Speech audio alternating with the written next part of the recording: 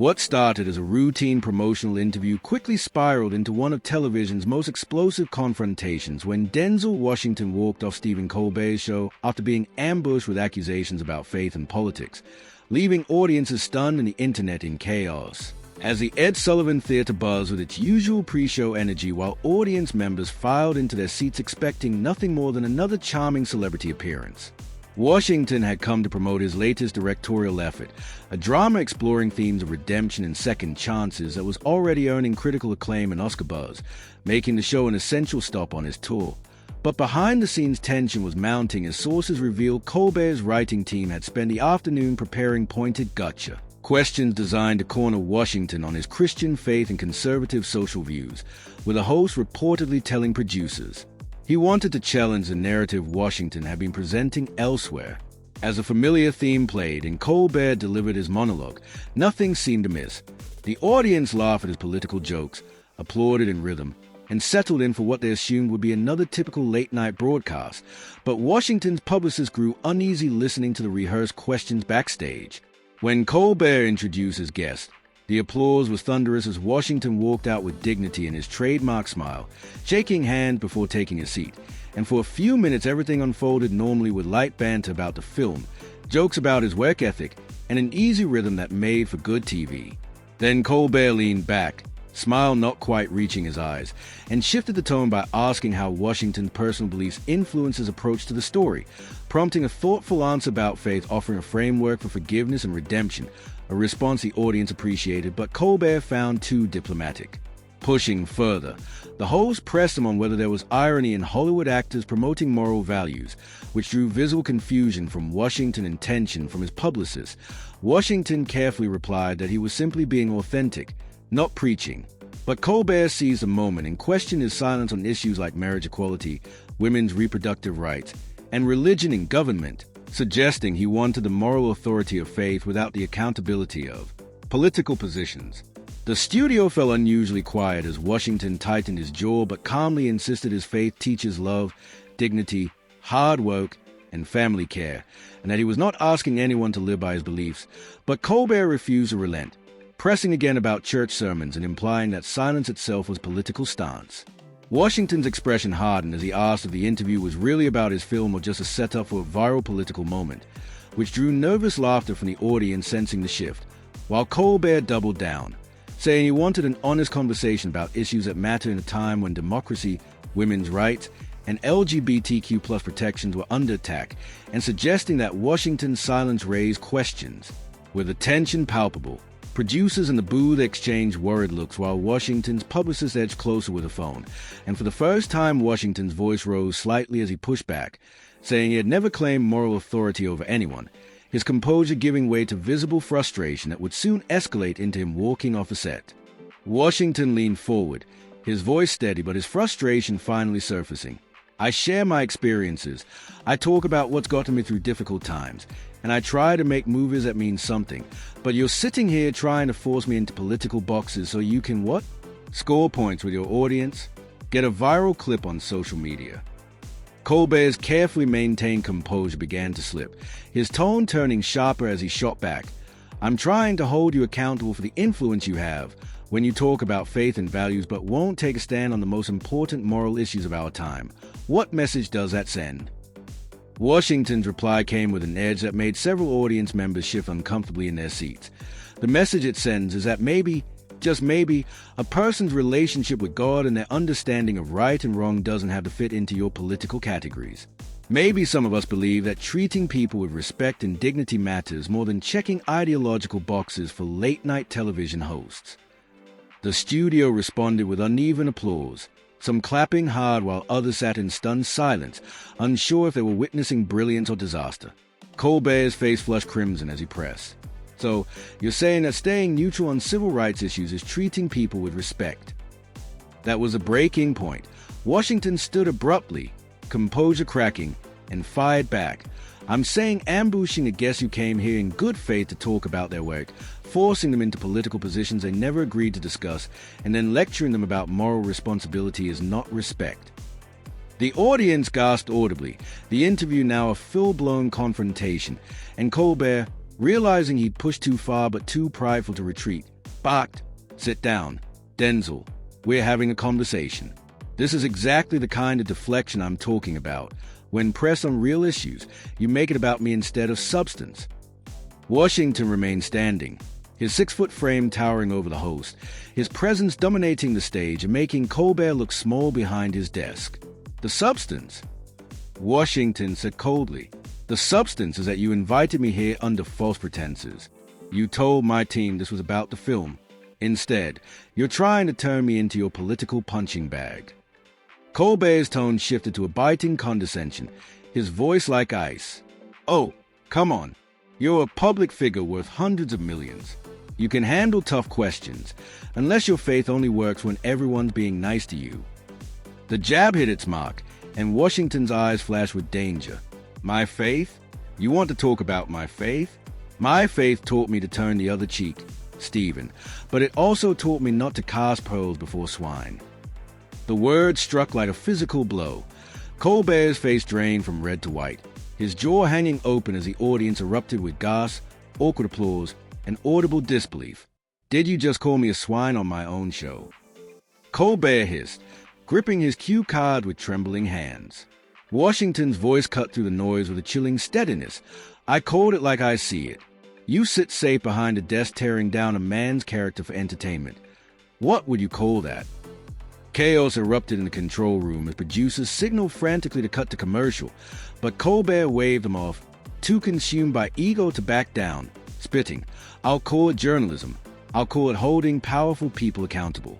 You parade around Hollywood as a moral authority making movies about redemption, while staying silent on issues that shape people's lives. That's not faith, that's cowardice dressed as wisdom." The word cowardice hung heavy in the studio, the audience's discomfort now suffocating as Washington stepped closer to the desk, his presence filling the stage. "Cowardice," he thundered. "Cowardice is hiding behind comedy when you want to attack someone. Cowardice is ambushing guests who can't fight back on equal terms. Cowardice is exactly what you're doing right now." Several audience members began shifting to leave, the atmosphere unbearable as Colbert pushed himself up from his desk, trying to match Washington's intensity but falling short. "I'm not hiding behind anything," he shouted. "I'm asking you direct questions about your beliefs and your responsibility as a public figure. If you can't handle that, maybe you shouldn't be doing interviews." Washington's voice dropped dangerously low, each word like a hammer blow. "Maybe I shouldn't. Maybe I should stick to professionals who understand the difference between an interview and an interrogation." The host's composure was shattering, his voice rising in desperation as the confrontation teetered on the edge of collapse. "Professional!" Colbert shouted, his voice shaking as his temper fully broke through the mask of charm. "You think ducking every important question while claiming moral superiority is professional? You think using your faith as a shield while refusing to take real stands is professional?" Washington's reply was ice cold, his calm cutting deeper than anger. "I think treating a guest with basic human decency is professional. I think honoring the agreement your staff made about what this interview would cover is professional. What you're doing here isn't journalism, Stephen. It's a hit job with better lighting." The accusation of bad faith landed hard, stripping away the last of Colbert's performance veneer as his face twisted with contempt. "A hit job?" he spat. "You came on my show. Nobody forced you. If you can't handle real questions about real issues, then maybe you should stick to puff pieces on entertainment tonight." The words dripped with disdain, but Washington didn't retreat. He stepped back, his posture radiating disgust. "Real questions? Is that what you call this?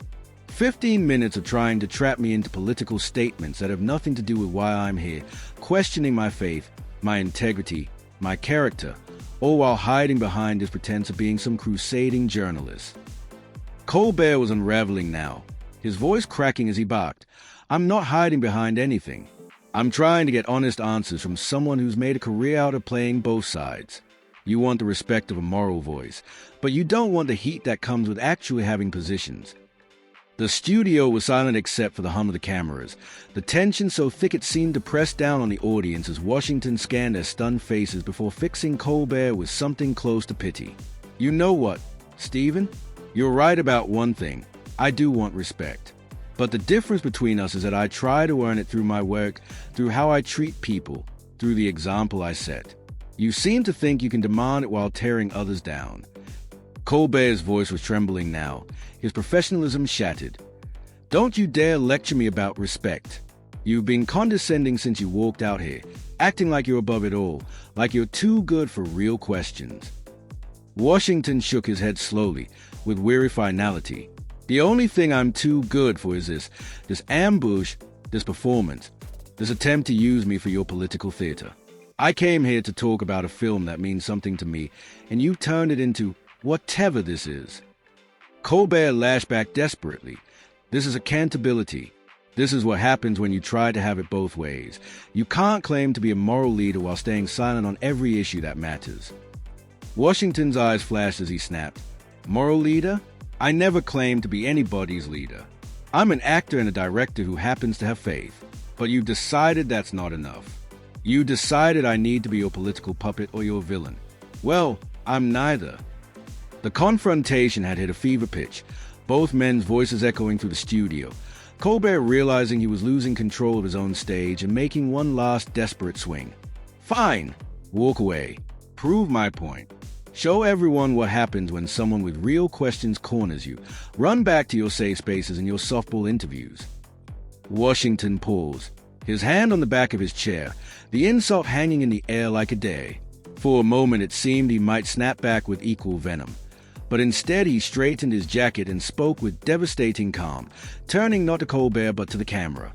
"You know what? You're absolutely right. Stephen, I'm going to walk away. Not because I can't handle tough questions, but because I respect myself too much to take part in this circus." And to anyone watching at home who tuned in tonight expecting to hear about a film that explores forgiveness and redemption, I'm sorry you had to see this instead. The movie opened Friday. I hope you'll judge it on its own merits. The audience was stunned, some applauding, some frozen, as Colbert, panicked at being upstaged, snapped, "Oh, so now you're going to use my show to promote your movie after calling me a swine." Washington turned back, his stare like steel. "I'm going to do what professionals do, Stephen. I'm going to honor my commitment to the people who worked on this film, even if you couldn't honor yours to conduct a respectful interview." Colbert was spiraling completely, his voice cracking with frustration. "Respectful? You've been self-righteous and smug since the moment you sat down, acting like you're too pure for politics while the rest of us live in the real world." Washington's composure finally wavered, his voice rising with controlled fury as the standoff barreled toward its breaking point. "The real world is where I grew up poor in Mount Vernon," Washington said, his voice rising with raw conviction. "The real world is where I learned that a man's word is his bond. The real world is where people treat each other with dignity even when they disagree. This isn't the real world, Stephen. This is whatever alternate reality you created where ambushing guest passes for courage." The audience was utterly silent, some visibly uncomfortable, others leaning forward in fascination, as they realized they were witnessing the total collapse of the unspoken contract that governed television. Colbert, desperate now, sneered, "Fine, leave, but don't expect to come crawling back when you need publicity for your next movie. And don't think this makes you some kind of hero for walking away from hard questions." Washington stopped mid-stride, turned, and with sadness mingled with steel replied, "Hero? Stephen, I'm not trying to be a hero. I'm just trying to be a man, something you might want to consider trying sometime." The insult landed with surgical precision, Colbert's face contorting through shock, rage, and humiliation before settling on something bitter and desperate as he barked, "Get out. Just get out of my studio. Security." But Washington was already walking with dignity intact, his presence towering over the chaos erupting around him. At the edge of the stage he paused, turned back, and addressed the audience directly. "Ladies and gentlemen, this is not what I came here for tonight. I came to share something I'm proud of with people who might enjoy it. Instead, you saw what happens when television forgets its responsibility to treat people with respect." Colbert, now red-faced and trembling behind his desk, snapped, "Don't you dare lecture my audience. They came for honest conversation, not your sanctimonies. They came to be entertained." Washington cut him off with finality, "And instead, they watched you tear down a guest for sport." I hope it was worth it." With that, he walked off, leaving the studio in chaos as the audience sat frozen, many too stunned to applaud. Colbert left alone at his desk, producers frantically gesturing from a booth as the weight of what had just happened sank in. After what felt like an eternity, he muttered weakly, "Well, that was unexpected. When we come back, we'll have our musical guest." But the damage was done, and during the break, audience members quietly filed out, disappointed and unsettled by what they had witnessed. Backstage, Washington's team surrounded him, phones buzzing with calls from reporters, his longtime agent whispering, "Denzel, I'm so sorry. We had no idea he was planning this." To which Washington calmly replied as he put on his coat, "It's not your fault. Some people show you who they really are when the cameras are rolling. Tonight, we all learned something about Stephen Colbert." On set, meanwhile, the host was in meltdown, snapping at producers. How did this happen? How did we let him turn this around on me? Here's the one who wouldn't answer simple questions, only for his veteran executive producer to respond bluntly. "Stephen, I've been in this business 30 years, and I've never seen anything like that. You completely lost control." Colbert bristled. "I lost control?" He stormed off after I called him a coward. But the producer shot back. "You questioned his faith for 15 straight minutes. This is going to be a nightmare to clean up." When the show limped back on air, Colbert's charm was gone, his monologue flat, his banter with a musical guest awkward, the energy drained from the room. And by the time the broadcast ended, clips of the confrontation were already dominating social media under the hashtag #DenzelWalksOut, racking up millions of views. By morning, the fallout was in full swing. Ratings plummeted, advertisers expressed concern, and think pieces across major outlets condemned Colbert's conduct, questioning his professionalism and judgment. Washington, in contrast, carried himself with the same grace he had shown on stage, telling reporters only, "I wish Mr. Colbert well, and I hope he learns from this experience. As for me, I'm focused on my work and the people who support it." Ironically, the film he had come to promote, a drama about redemption and second chances, opened strong at the box office with glowing reviews, many critics noting the bitter contrast between its message and Colbert's inability to extend basic courtesy. Within weeks, the late-night host ratings had cratered, industry insiders whispered about whether he could recover, and the confrontation had hardened into a defining cultural moment, a televised reckoning that exposed the difference between authentic dignity and performative outrage, between genuine principle and political grandstanding. One man walked away with his integrity intact. The other was left standing alone on his own stage, facing the consequences of what he had unleashed.